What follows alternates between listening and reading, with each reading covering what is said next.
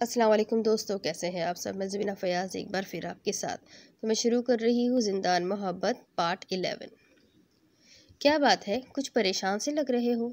Meeting के बाद वो अपने कैबिन में बैठा था। लंच टाइम था और उसका दोस्त और कलीग अहमद उसके कैबिन में ही बैठे थे।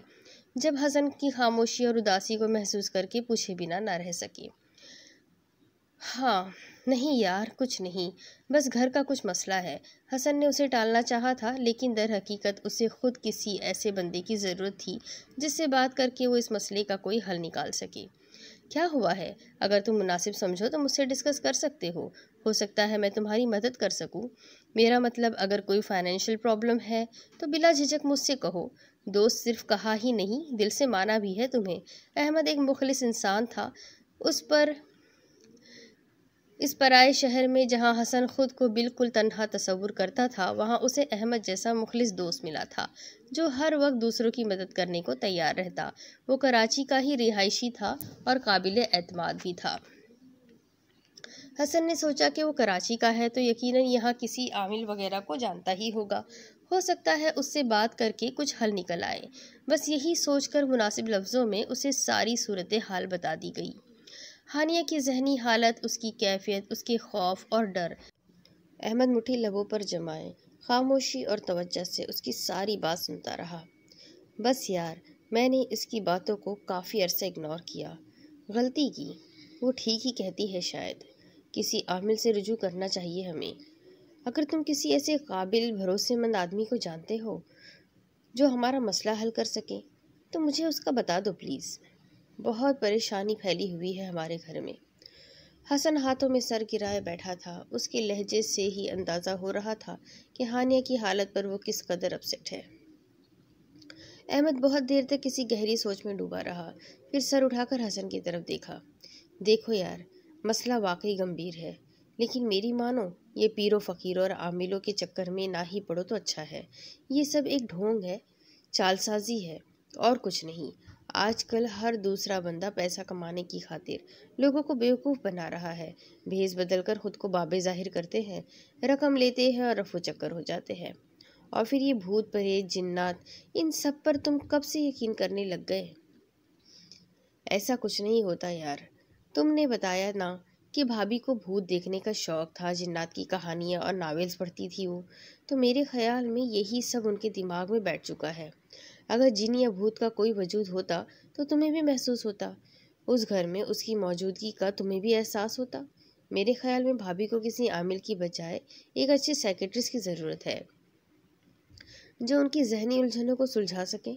अगर तुम चाहो तो मैं एक अच्छी साइकेट्रिस्ट का पता बता सकता हूँ तुम्हें। मिसेस नादिया अजमल के नाम से मशहूर है वो। कराची की सबसे बेहतरीन साइकेट्रिस्ट भी है। बड़े बड़े लोग अपने मसाइल के हल लेकर उनके पास आते हैं। उनसे अपॉइंटमेंट मिलने में ही हफ्तों गुजर जाते हैं। लेकिन तुम्हें एक फेवर मिल सकती है कि वो 1 से 2 हफ्तों तक की अपॉइंटमेंट मिल सकती है, क्योंकि मेरी बहन भी है वो। उनसे भाभी का सारा सारा केस डिस्कस करूँगा मैं, अगर तुम कहो तो।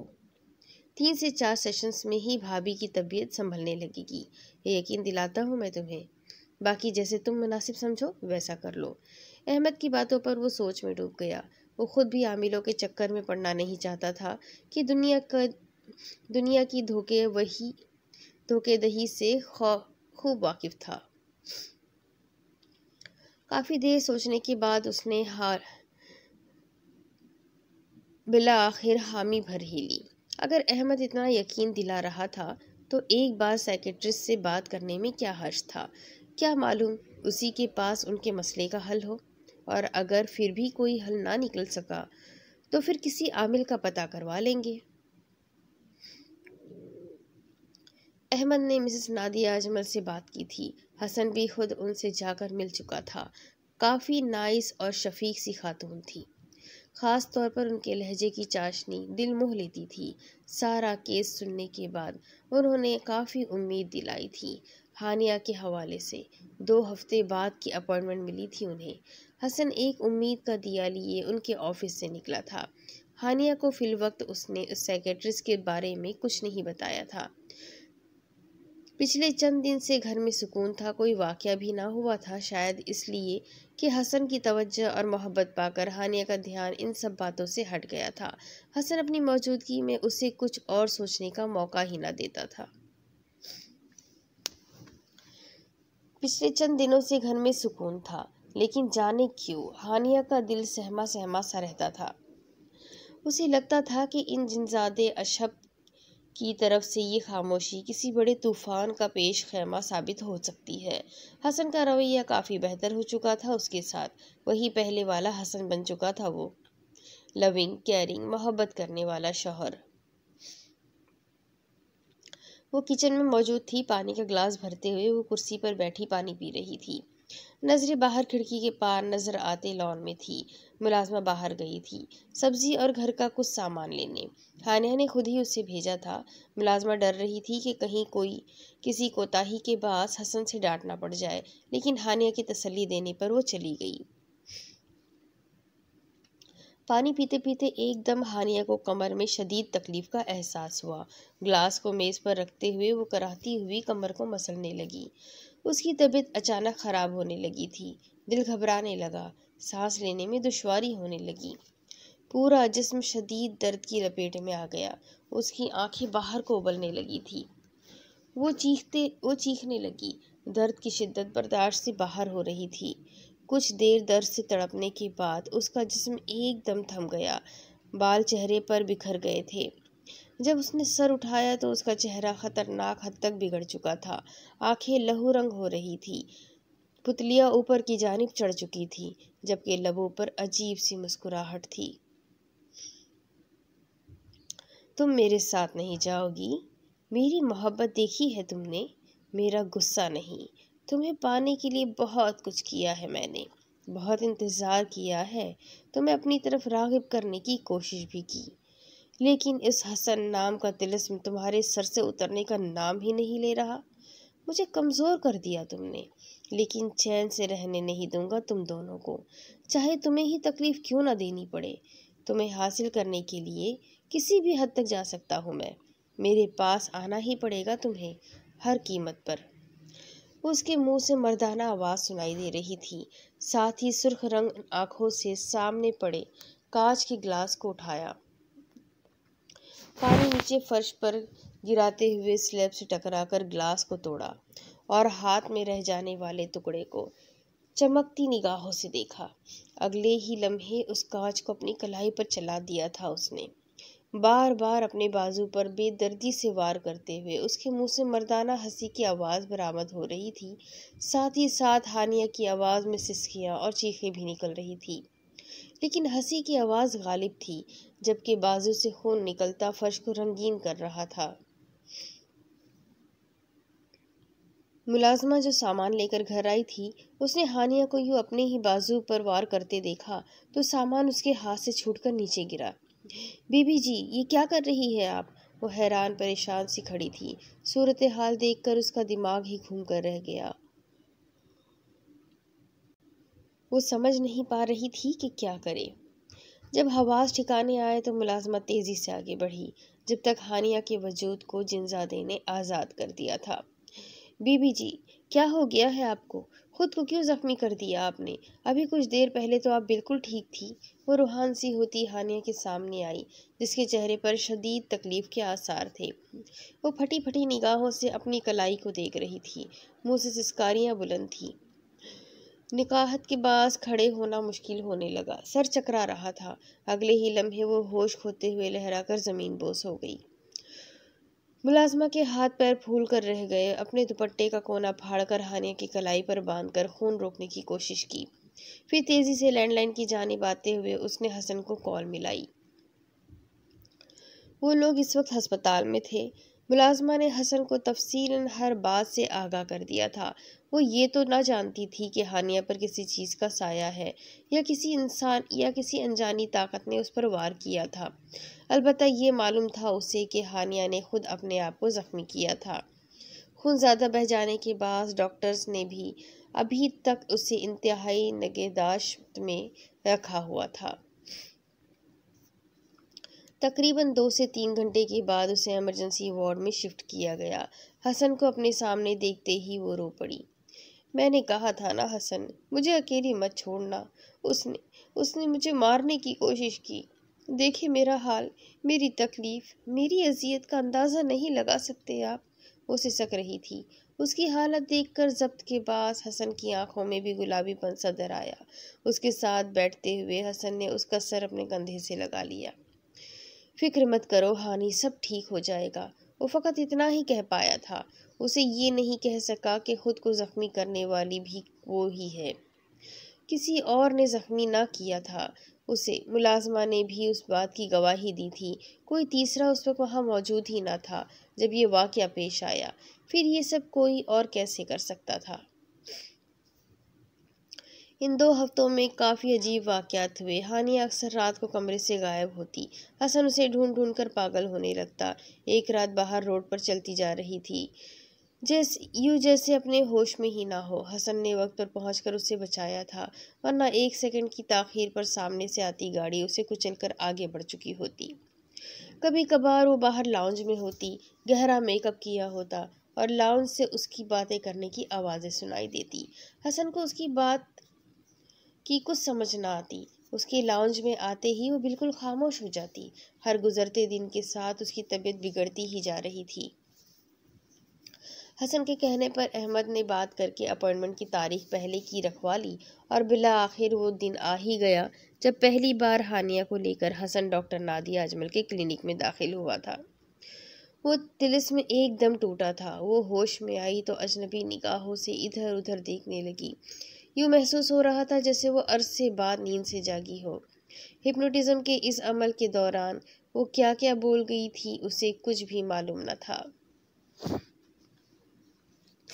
सामने देखा तो doctor Nadia Ajmal tape recorder बंद कर रही थी। हानिया के देखने पर वो भी हानिया की जानिब मुतवज्जा हुई। हल्की सी मुस्कुराहट ने उनके चेहरे का इहाता किया। फिर वो उठी, कमरे की लाइट ऑन की और टेबल के पीछे मौजूद अपनी कुर्सी संभाल ली। यहाँ आ जाइए मिसेस हसन, नरमी से उसे मुखातिब किया। फिर बेल बजाई तो ऑफिस बॉय अंदर दाखिल हुआ। मिस्टर हसन रजा को भेज दीजिए। ऑफिस बॉय उनकी बात सुनकर बाहर निकल गया। कुछ ही देर बाद हसन अंदर आया। डॉक्टर नादिया अजमल ने दूसरी कुर्सी पर उसे बैठने का इशारा किया। मिसेस हसन, आप थोड़ी देर के लिए उस कुर्सी पर चली जाइए, मुझे कुछ ज़रूरी बात करनी है इनसे। शाइस्तगी से हानिया को मुखातिब किया था उन्होंने। हानिया चंद लम्हे खाली खाली निगाहों से उन्हें देखने लगी, फिर उठकर उस कुर्सी की तरफ चली गई। मिस्टर हसन रजा, मैं जो कुछ कहने जा रही हूँ उसे ध्यान से सुनिए। आपकी वाइफ पर्सनैलिटी डिसऑर्डर का शिकार है। ये एक नफ्सियाती बीमारी है जिसमें एक इंसान खुद पर चीज़ें इमेजिन करता है। उसे यूँ लगता है जैसे कोई उसे मारना चाहता है या नुकसान पहुँचाना चाहता है, जबकि दर हकीकत ऐसा नहीं होता। इस हालत में मरीज़ अपने खैर ख्वाहों को भी अपना दुश्मन समझने लगता है। हर पल उदास और परेशान रहना, अकेले रहने से खौफजदा होना, रिश्तों को निभा ना पाना और ख़ुद को ज़ख्मी करना, नुकसान पहुंचाना, ये सब असरात है जो इस बीमारी की वजह से होते हैं।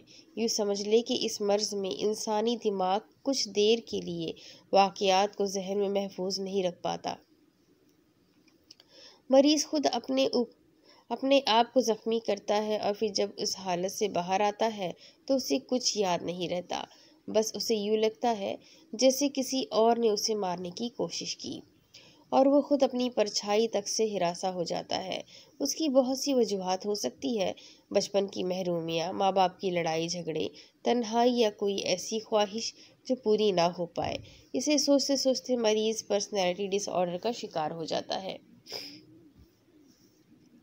डॉक्टर नादिया अजमल सांस लेने को रुकी। उनकी आवाज़ धीमी थी, इंतहाई धीमी।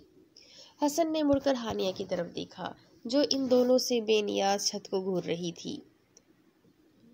इसका कोई हल है डॉक्टर? हसन ने आहिस्तगी से पूछा। सर झुका रखा था हानिया को इस हालत में देखना उसके लिए बेहद मुश्किल साबित हो रहा था। हल तो हर चीज़ का होता है मिस्टर हसन। शायद आपको इग्नोरेंस के बास वो इस हाल तक पहुंच चुकी है कि अपने आप में मगन रहती है और इर्द गिर्द होने वाली सरगर्मी में उनकी दिलचस्पी नहीं। आपने अपनी मसरूफियात में घर में घिर कर उन्हें शदीद तन्हा करके रख दिया है। अब इसका यही हल है कि इस तन्हाई के एहसास से उन्हें बाहर निकाले, पब्लिक प्लेसेस पर लेकर जाए, चाहे वो कितना ही खौफजदा हो। ऐसी जगहों पर जाने से आप एक दो बार लेकर जाएंगे तो उनका डर खत्म होगा।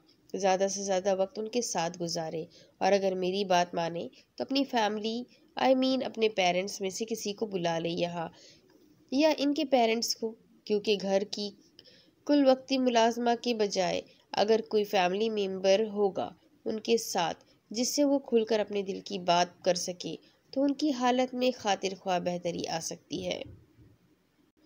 और अगर आप उन्हें लाहौर ले जाएं जहां तमाम फैमिली मेम्बर्स हैं, तो ये सबसे बेहतर होगा। जब उनका तन्हाई का एहसास ख़त्म होगा तो खुद ब खुद ठीक होने लगेगी। अभी चंद मेडिसिन लिख कर दे रही हूँ, ये इस्तेमाल करवाइए इन्हें। डॉक्टर ने नोटपैड पर कलम घसीटते हुए कहा। हसन फ़कत अज़बात में सर हिलाकर रह गया।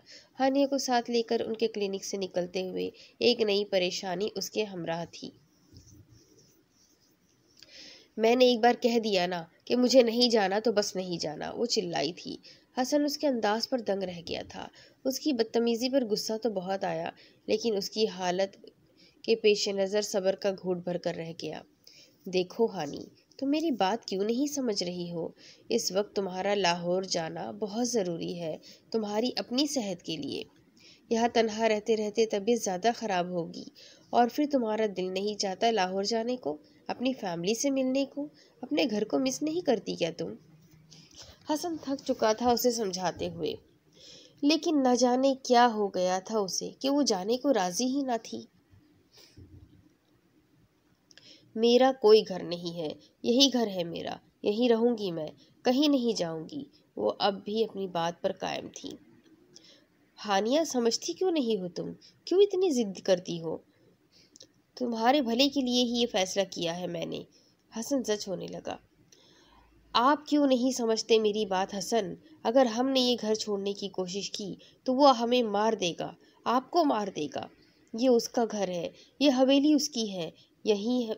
हमें यहाँ बुलाने का प्लान भी उसका था।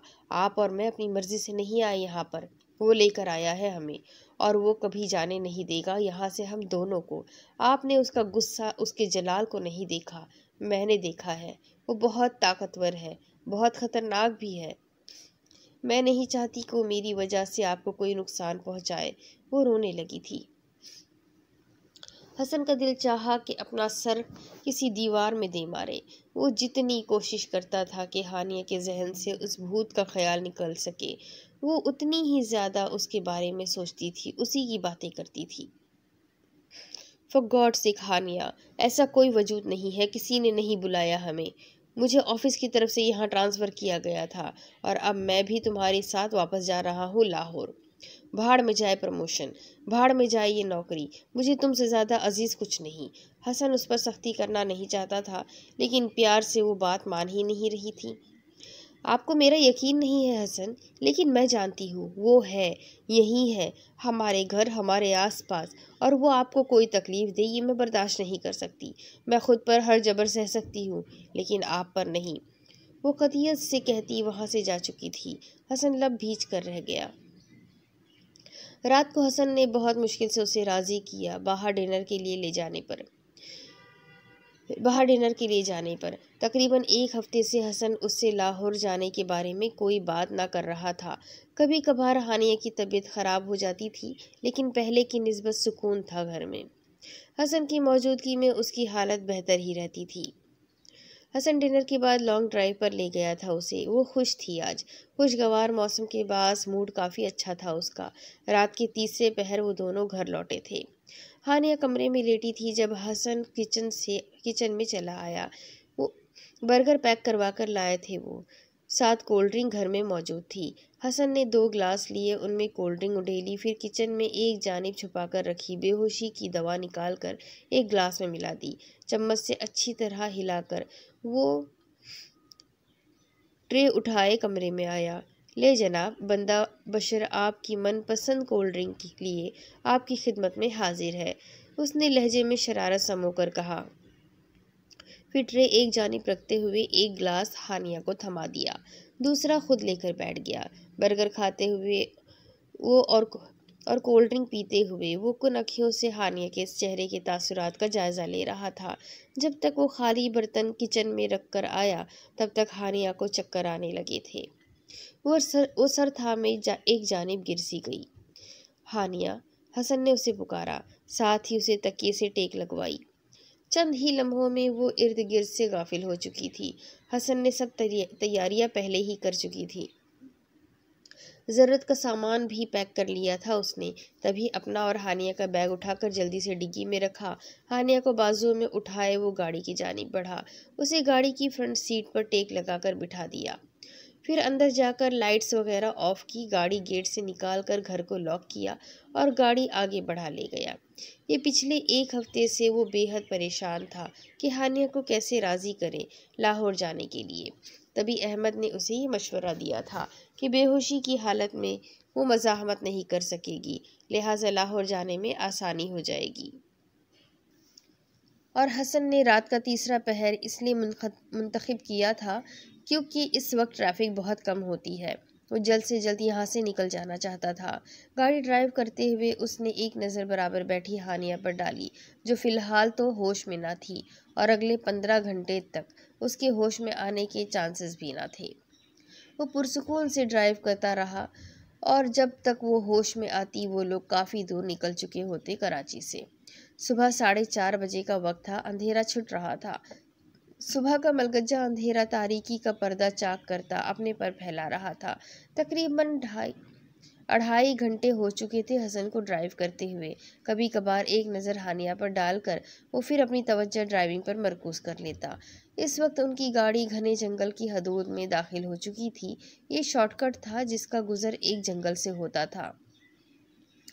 काफ़ी आगे जाकर ये रास्ता फिर मेन रोड से जा मिलता। घने जंगल के बाअस यहाँ कुछ हद तक अंधेरा मौजूद था। हसन ने गाड़ी की स्पीड बढ़ाई, सेलफोन की स्क्रीन रोशन की, घर कॉल करने की गर्ज से फ़ोन उठाया ताकि उन्हें अपनी आमद का बता सके, लेकिन शायद जंगल के बाअस यहाँ सिग्नल्स का मसला था। कॉल मिल ही ना पाई। उसने सेलफोन रखा ही था जब बराबर बैठी हानिया ने एकदम आंखें खोली। हसन ने चौंक कर उसकी जानिब देखा और उसकी आंखें देखकर वो काँप कर रह गया। हाथों में भी लर्जिश सी तारी हुई। हानिया की आंखें सुर्ख अंगारा हो रही थी, चेहरे के नखूश भी अजीब से हो रहे थे। तुम लेकर जाओगे हानिया को मुझसे दूर? वो सिर्फ मेरी है, समझे तुम? हानिया के मुंह से मर्दाना आवाज़ सुनकर हसन के हवास साथ छोड़ने लगे। हानी, तुम कैसे बात कर रही हो? वो बमुश्किल बोल पाया। ड्राइविंग से तवज्जो भी हट गई। ये सिर्फ मेरी है, सिर्फ मेरी। कोई और हमारे दरमियान आया तो जान से जाएगा। हानिया दोबारा मर्दाना आवाज़ में मुखातिब हुई।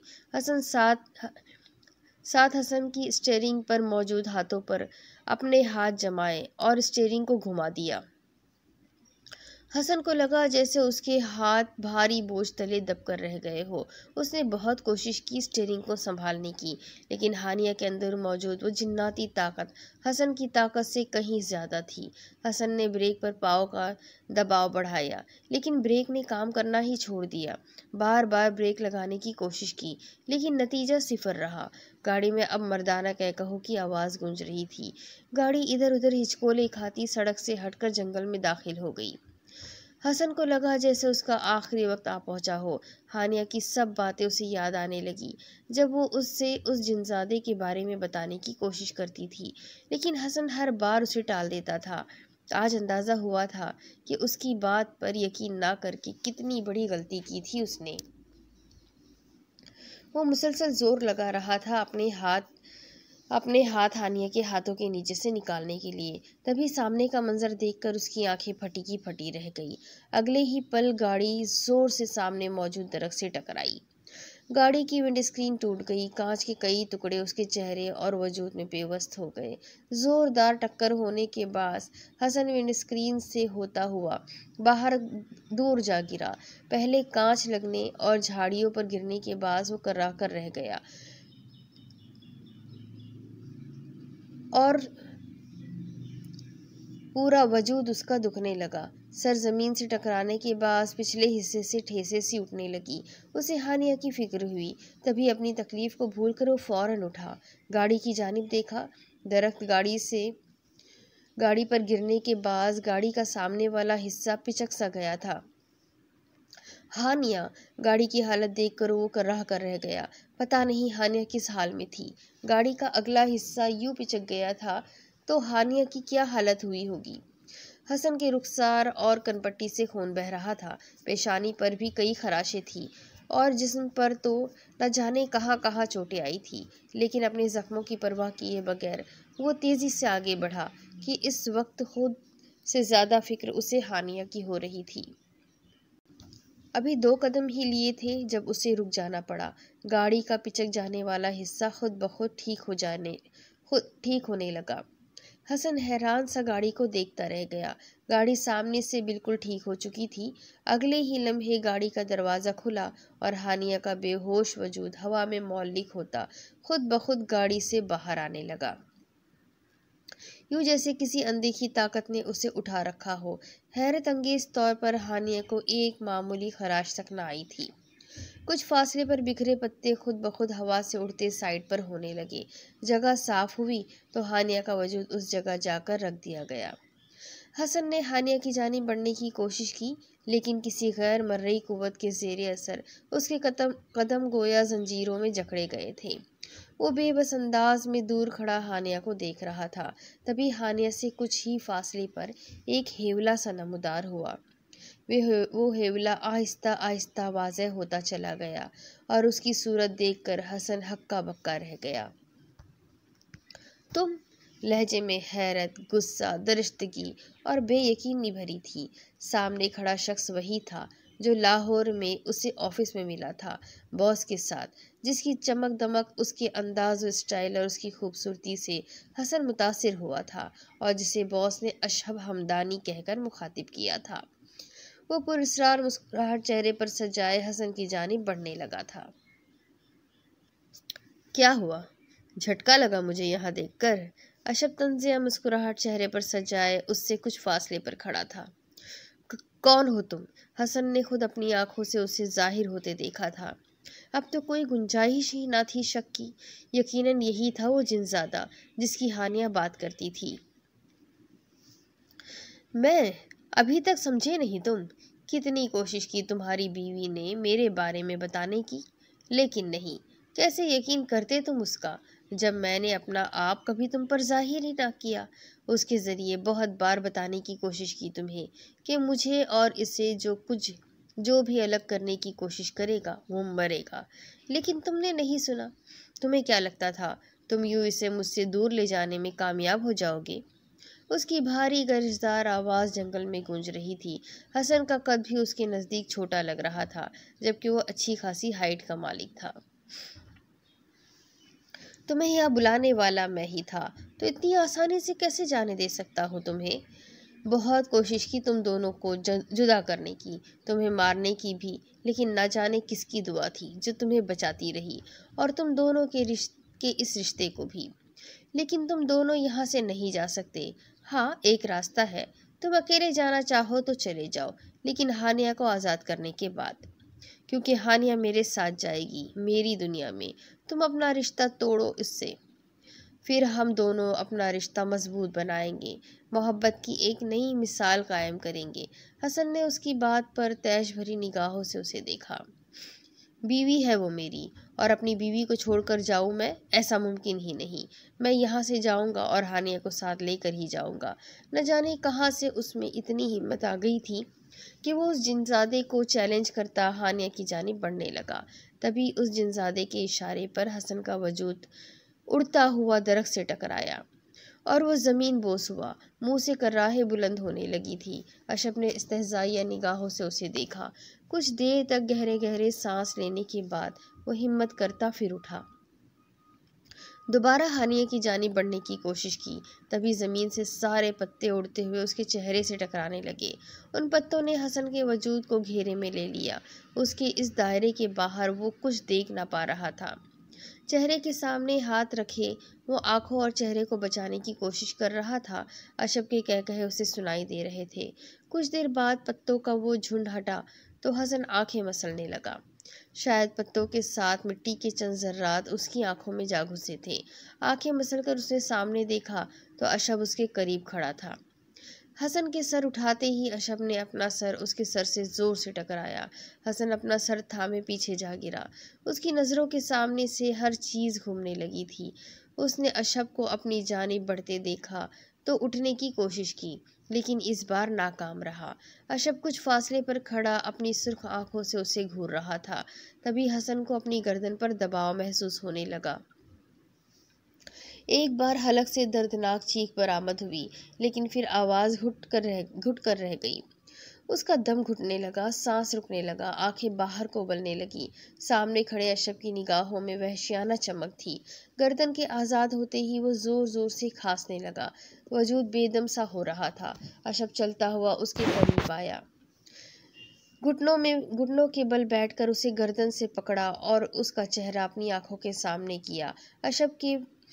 अशब की आंखों से चंद मखसूस शुआएं निकलकर हसन की पेशानी में जज्ब हो गई।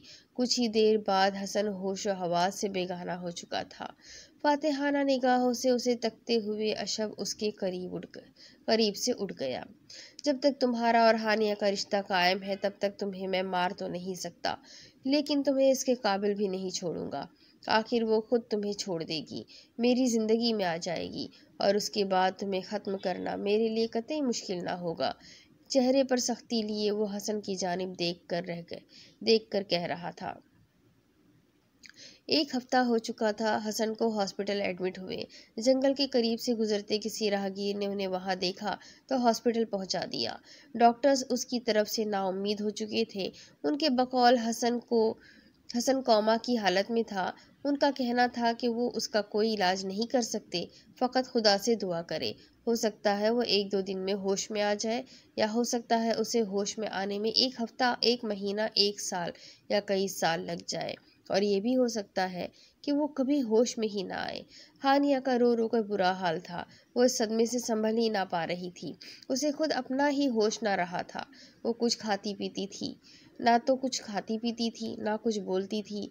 बस हसन के करीब बैठी उसके नीम मुर्दा वजूद को तकती रहती, या रोने लगती तो रोते चली जाती।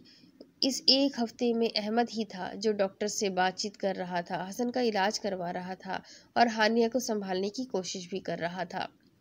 वो कई बार हानिया से घर का नंबर पूछ चुका था ताकि वहाँ किसी को इन्फॉर्म कर सके, लेकिन वो बस खाली खाली निगाहों से सबको देखे जाती, यूं जैसे कुछ भी समझने से कासिर हो। अहमद इस सूरत हाल में बेबस सा उसे देखने लगा। अहमद आज रात हसन के पास रुका था हॉस्पिटल में। हानिया को थोड़ा सा खाना खिलाने के बाद उसने ज़बरदस्ती उसे घर भेज दिया था कि यहाँ रह रह कर उसकी हालत ख़राब होती जा रही थी। पहले से बहुत कमज़ोर हो गई थी वो। आंखों तले हल्के वाज़े होने लगे थे। लागर वजूद सफ़ेद पड़ते चेहरे और पपड़ियाँ जमे होठों के साथ उस पर किसी लाश का सा गुमान होता। वो आईने के सामने खड़ी वीरान निगाहों से अपने अक्स को देख रही थी। ऐसा क्या था उसमें, उसके चेहरे में, उसके वजूद में, कि वो जिनसाद यूं आशिक हो गया था उस पर। किसी कीमत पर उसकी जान बख्शने पर तैयार ही ना था। उसे खुद से नफरत महसूस हो रही थी, घिन आ रही थी अपने वजूद से, ये सोच सोच कर कि आज उसकी वजह से हसन इस हालत में है। अगर उसकी जगह कोई और लड़की हसन की ज़िंदगी में होती तो शायद हसन का आज ये हाल ना होता। गुस्से में उसने एक जानी पड़ा गुलदान उठाकर आईने पर दे मारा। अगले ही लम्हे शीशा चकनाचूर होकर फर्श पर बिखर गया। हानिया ने बेहसी भरी निगाहों से फर्श पर बिखरे कांच को देखा, फिर फ़कत खुद को अजियत देने की खातिर नंगे पैर उस कांच पर चलने लगी। पहला कदम रखते ही मुंह से सिसकी बुलंद हुई थी, जिसकी आवाज़ को लब दांतों तले दबाकर घोट दिया गया था। आंखों से आंसू बह रहे थे। तकलीफ की शिद्दत से पूरा चेहरा पसीने से तर हो गया था, लेकिन वो आंखें बंद किए ज़ब्त की कड़ी मंजिलों से गुजरती खुद को अजियत की आखिरी हद पर पहुंचा देना चाहती थी। कहाँ हो तुम? आओ, देखो मेरा हाल। मेरे वजूद को अपने साथ ले जाना चाहते हो ना? मेरे इस वजूद से मोहब्बत है ना तुम्हें? अपने इस वजूद को छलनी कर डालूंगी मैं, ख़त्म कर दूंगी खुद को। तुम ही कहते हो ना कि मेरी तकलीफ़ से तुम्हें भी तकलीफ़ होती है। तुम मुझे तकलीफ़ में नहीं देख सकते। आओ मेरे सामने, देखो आज मुझे, ताकि तुम्हें भी दर्द हो। तुम भी जानो कि अज़ियत क्या होती है। तुम्हें बस दूसरों को तकलीफ़ देनी आती है। आज तुम भी दर्द से आशना हो जाओ। वो चीख रही थी ऊंची आवाज़ में, रोते हुए। आवाज़ दर्द की शिद्दत से फट रही थी। कहाँ हो तुम? मैं जानती हूँ तुम यहीं हो, मेरे आसपास। सुन रहे हो मुझे? सामने आओ, वो हलक के बल चिल्लाई। फर्श उसके पैरों से निकलते खून से रंगीन हो रहा था, लेकिन उसे खुद पर जरा भी रहम न आ रहा था। तभी उसे चक्कर सा आया। कनपट्टी पर हाथ रखती वो लहराकर कांच पर ही गिरने को थी, तभी जैसे हवा का कोई झोंका सा आया और फर्श पर बिखरा सारा कांच सिमट कर एक कोने में जमा हो गया। हानिया नीचे गिरी थी, लेकिन उसका सर किसी की गोद में आ गया था। उसने बंद होती निगाहें बमुश्किल खोल कर देखा तो नज़रों के सामने अशब का चेहरा था, जो आंखों में अजियत, दर्द, तकलीफ और बेबसी का एहसास लिए उसे देख रहा था। उसकी आंखों में चुभन सी थी, जैसे उसे हानिया की ये हालत तकलीफ दे रही हो। वे एक झटके से दूर हुई थी उससे। तुम्हारी हिम्मत कैसे हुई मेरे करीब आने की? दूर हो जाओ मुझसे, दफ़ा हो जाओ मेरी नज़रों के सामने से, मेरी ज़िंदगी से। नफ़रत करती हूँ मैं तुमसे, शदीद नफ़रत, और तुम्हें तुम्हारे मकसद में कभी कामयाब नहीं होने दूंगी। अगर हसन को कुछ हुआ ना, तो मैं खुद अपनी जान दे दूंगी, अपने वजूद को ख़त्म कर डालूंगी, लेकिन तुम्हारे साथ तुम्हारी ज़िंदगी, तुम्हारी दुनिया में हरगिज़ नहीं जाऊंगी। सुना तुमने? वो बमुश्किल खुद को होश में रखने की कोशिश कर रही थी, लेकिन अब हिम्मत ख़त्म होने लगी थी। न जाने कितना खून बह गया था उसका। तभी नकाहत और कमज़ोरी महसूस करती वो हवास खो बैठी।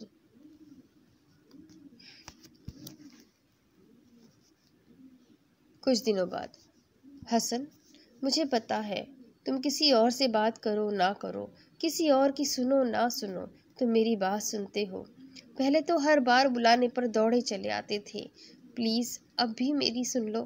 वापस आओ हसन, मुझे तुम्हारी ज़रूरत है, शदीद ज़रूरत। प्लीज़। वो हसन का हाथ आंखों से लगाए रो रही थी। तभी कुछ खटका सा हुआ। उसने सर उठाकर दरवाजे की जानिब देखा। वहाँ किसी की मौजूदगी का एहसास हुआ था। हसन को घर में शिफ्ट कर दिया गया था और वो दिन रात हसन की खिदमत में जुटी रहती थी। उसका हर काम खुद अपने हाथों से करती। अब उसे किसी किस्म का कोई डर या खौफ भी महसूस न होता। वो अब भी हसन को अपने साथ महसूस करती थी और उसे यकीन था कि हसन के होते हुए कोई उसका कुछ नहीं बिगाड़ सकता। कमरे के दरवाजे के करीब से कोई गुजरा था शायद। हानिया ने एक नज़र हसन को देखा, फिर तेज़ कदमों से दरवाजे की जानिब बढ़ी। कोई हेवला सा था जिसके अकब में वो चलती जा रही थी, यूँ जैसे उसकी अपनी सोचने समझने की सलाहियतें मफकूज कर दी गई हो। उसका रुख अब पुरानी हवेली की जानिब था। काफ़ी राहदारियां अबूर करने के बाद वो एक कमरे के दरवाजे के सामने थी। दरवाज़ा खोलकर वो अंदर दाखिल हुई। उसके पीछे दरवाज़ा खुद ब खुद बंद हो गया। वो एकदम जैसे होश में आई। तेज़ी से मुड़कर दरवाज़ा खोलना चाहा, लेकिन नाकाम रही। बार बार दरवाज़ा पीटा, लेकिन कोई फ़ायदा ना हुआ। डरो मत, कोई नुकसान नहीं पहुंचाऊंगा तुम्हें, आवाज़ उभरी थी। हानिया ने हिरासा निगाहों से मुड़कर देखा। वहाँ अशब मौजूद नहीं था, लेकिन उसकी आवाज़ अब भी आ रही थी। मुझे ढूंढ रही हो ना? लेकिन जब तुम्हें मेरा चेहरा पसंद नहीं, नफ़रत होती है तुम्हें मुझसे, तो मैं कैसे तुम्हारे सामने आ सकता हूँ? शिकस्त खुर्दा सी आवाज़ में कहा गया था।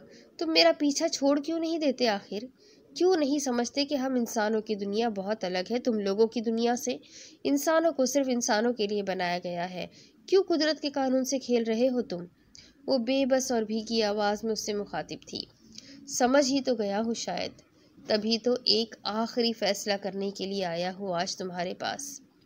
वो आवाज़ आज रौब, अकड़ और गुरूर से खाली थी। उस आवाज़ में आज हार की झलक दिखाई दे रही थी।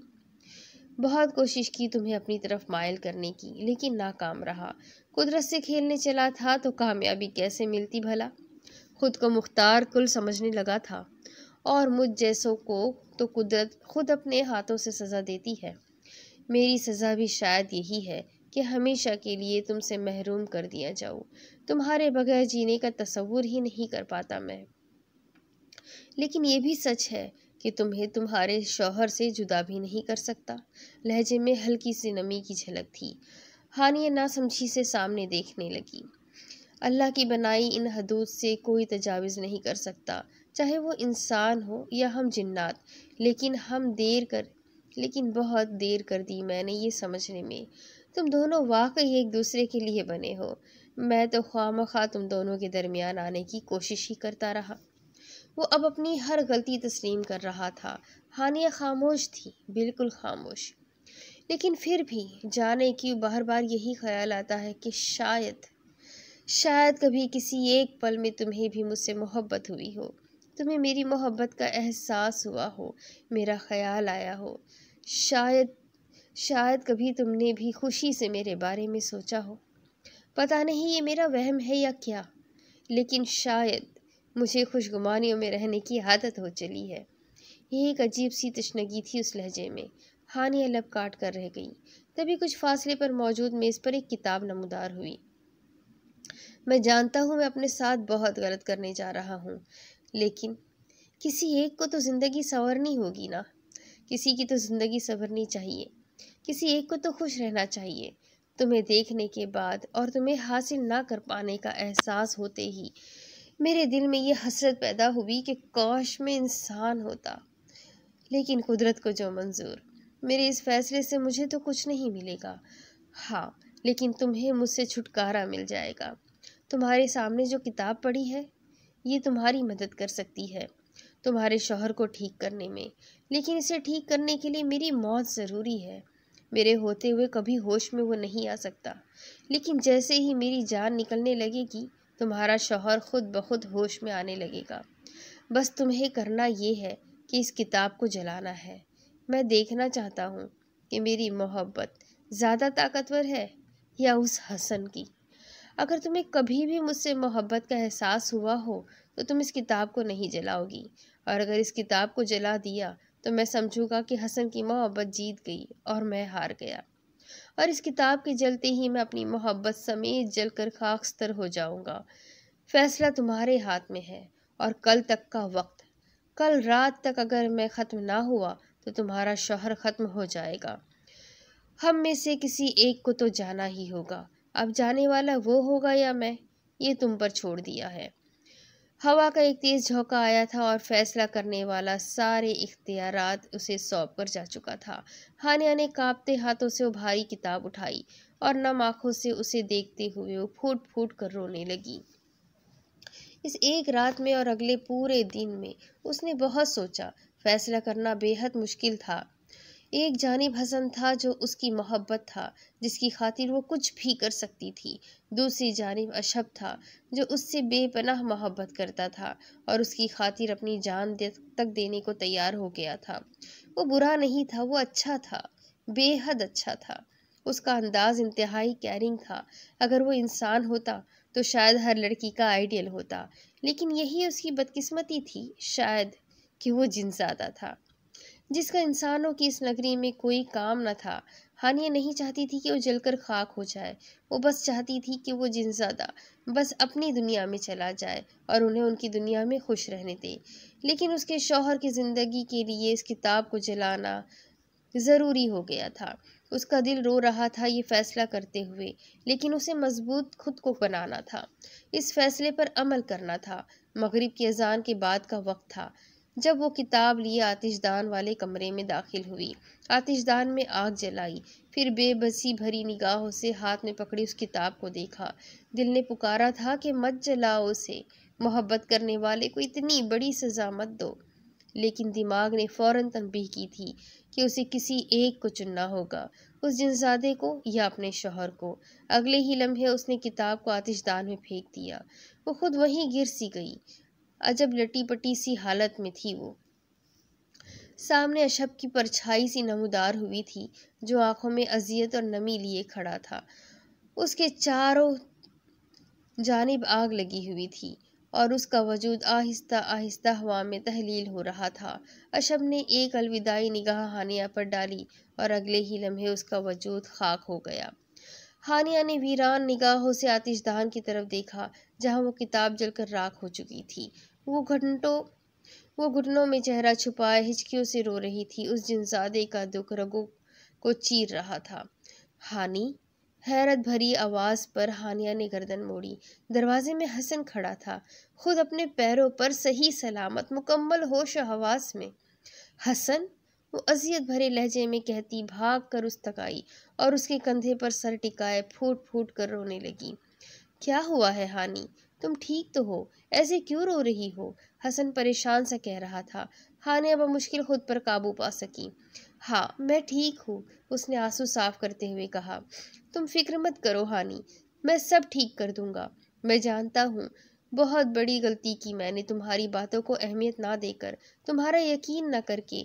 लेकिन अब उस जिनजादे को मैं अपनी आंखों से देख चुका हूँ। तुम्हारी हर बात पर यकीन आ गया है मुझे। मैं उसका कोई ना कोई हल निकाल लूंगा। हसन समझ रहा था कि शायद आज भी वो उसी जिनजादे से मिलने वाली अजियतों के बास रो रही है। सब ठीक हो चुका है हसन, अब कोई तीसरा हमारे दरमियान नहीं आएगा। आपने ठीक कहा था, अल्लाह पाक ने इंसानों को इंसानों के लिए बनाया है और उसकी मखलूक में से कोई भी किसी को किसी से जुदा नहीं कर सकता। उसका दिल आहिस्ता आहिस्ता पुरसुकून होता जा रहा था। हसन उलझन भरे अंदाज में उसे देखने लगा। हम अब यहाँ नहीं रहेंगे हसन, हम कल लाहौर चले जाएंगे, अपनी फैमिली के साथ रहेंगे। मुझे यहाँ नहीं रहना अब तन्हा, वो हसन के सीने से सर लगाए कह रही थी। हसन ने बेयकीनी से उसे देखा कि क्या वाकई वो खुद ये सब कह रही थी। लेकिन वो जिनजादा, वो कभी हमें जाने नहीं देगा हानिया। हसन के कहने पर हानिया के जहन में अशब का अक्स लहराया। वो हमारी दुनिया से, हमारी जिंदगियों से जा चुका है हसन, अब वो कभी वापस नहीं आएगा, कभी नहीं, वो मुतमईन सी कह रही थी। और उसका इत्मीनान देखकर हसन भी पुरसुकून सा हो गया। हानिया के दिल में अशब के जाने का अफसोस तो था, लेकिन वो ये भी जानती थी कि किससे किससे मिलाना है, ये सब रब के फैसले हैं और रब के फैसलों में कोई मदाखलत नहीं कर सकता। ख़त्म शुद। तो ये कहानी यहीं ख़त्म होती है। बहुत ही प्यारी कहानी थी। उम्मीद करती हूँ आप सबको भी ये कहानी ज़रूर पसंद आई होगी। तो इसके साथ ही चैनल को सब्सक्राइब कर लीजिए। अगर कहानी पसंद आई है तो अपने कॉन्टेक्ट्स में शेयर करना बिल्कुल भी ना भूलें। बेल आइकन को ज़रूर दबा दें। इंशाल्लाह अगली एक नई कहानी के साथ बहुत जल्द फिर मिलूँगी। तब तक के लिए अल्लाह हाफ़िज़।